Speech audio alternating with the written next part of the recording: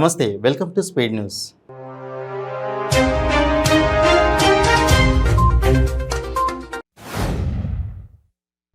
తండ్రి నిర్లక్ష్యపు డ్రైవింగ్ వల్ల 2 పిల్లలు మరణించారు. ములుగు జిల్లా మంగపేటలో సురేష్ అనే వ్యక్తి తన భార్య, కొడుకు, కూతురును బైక్పై ఎక్కించుకుని వేగంగా బస్సుకు ఎదురుగా వెళ్ళాడు. బస్సు వచ్చేది చూసుకోకుండా ముందుకు వెళ్లడంతో బస్సు ఢీకొట్టింది. దీంతో కూతురు, కుమారుడు అక్కడికక్కడే మరణించారు. ఖమ్మం జిల్లాలో రోడ్డు ప్రమాదం జరిగింది. నాయకన్గూడెం వద్ద అదుపు తప్పి ట్రావెల్స్ బస్సు బోల్తా పడింది. ఈ ప్రమాదంలో 5గురికి గాయాలయ్యాయి. కాగా ప్రమాద సమయంలో బస్సులో 30 మంది ప్రయాణికులు ఉన్నారు. హైదరాబాద్ నుంచి రాజమండ్రి వెళ్తుండగా ఈ ప్రమాదం జరిగింది. గాయపడిన వారిని చికిత్స నిమిత్తం ఖమ్మం ప్రభుత్వ ఆసుపత్రికి తరలించారు.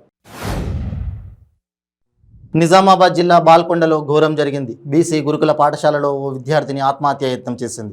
మహాత్మా గాంధీ జ్యోతిరావు పూలే పాఠశాలలోని పై అంతస్తు నుంచి 8వ తరగతి విద్యార్థిని కిందకు దూకేసింది. దీంతో తీవ్ర గాయాలయ్యాయి.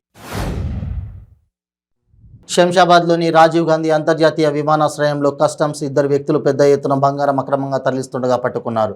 దుబాయ్ నుంచి హైదరాబాద్కు చేరిన ఓ ప్రయాణికుడిపై అనుమానం వచ్చిన అధికారులు అతన్ని క్షుణ్ణంగా పరిశీలించారు. ఈ తనిఖీలలో ప్లాస్టిక్ బాక్స్తో పాటు పిల్లల పాల మిక్సడ్ లాంటిది కనిపించింది. దాన్ని పరిశీలించగా పౌడర్ రూపంలో ఉన్న బంగారంగా తేలింది.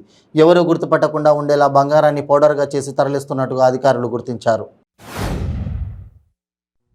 జనసేన అధినేత పవన్ కళ్యాణ్ చేపడుతున్న వారాహి విజయ యాత్ర ఏపీ రాజకీయాల్లో పెను ప్రకంపనలు సృష్టిస్తోంది.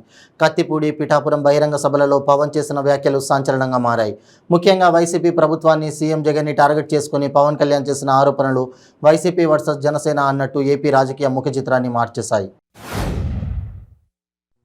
ఆత్మకూరు నియోజకవర్గ కేంద్రంలో Atmakur development forum MGR foundation ద్వారా నిర్మించిన ఎంజీఆర్ మున్సిపల్ బస్టాండ్ నిర్మాణం పూర్తయి ఈ నెల 23న ప్రారంభోత్సవం జరగనుంది. అందరం సమిష్టిగా ఈ బస్టాండ్ ప్రారంభోత్సవ కార్యక్రమాన్ని విజయవంతం చేద్దామని నెల్లూరు ఆత్మకూరు నియోజకవర్గ శాసనసభ్యులు మేకపాటి విక్రమరెడ్డి పేర్కొన్నారు. టీడీపీ అధినేత చంద్రబాబు, జనసేన పవన్ కళ్యాణ్పై మంత్రి వేణుగోపాలకృష్ణ ఆగ్రహం వ్యక్తం చేశారు. పవన్ పూటకు విషం వేస్తున్నాడని, చంద్రబాబు ఇచ్చిన స్క్రిప్ట్ చదువుతున్నాడని అన్నారు. చంద్రబాబు వల్ల పుష్కరాల్లో 29 మంది చనిపోతే పవన్ ఒక్కసారైనా దాని గురించి మాట్లాడేవా అని ప్రశ్నించారు. దేశ సమగ్రాభివృద్ధి కోసం ప్రధాని మోడీ విశేష కృషి చేస్తున్నారని కేంద్ర మంత్రి పురుషోత్తం రూపాల అన్నారు.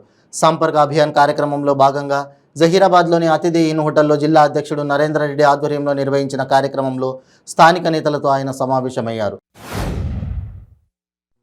ఖమ్మం జిల్లా మధిరా మండలం రాయపట్నం సమీపంలో కారు బుల్లెట్ ఢీకొన్న సంఘటనలో బుల్లెట్పై ఉన్న యువతి మృతి చెందిన సంఘటన చోటు చేసుకుంది.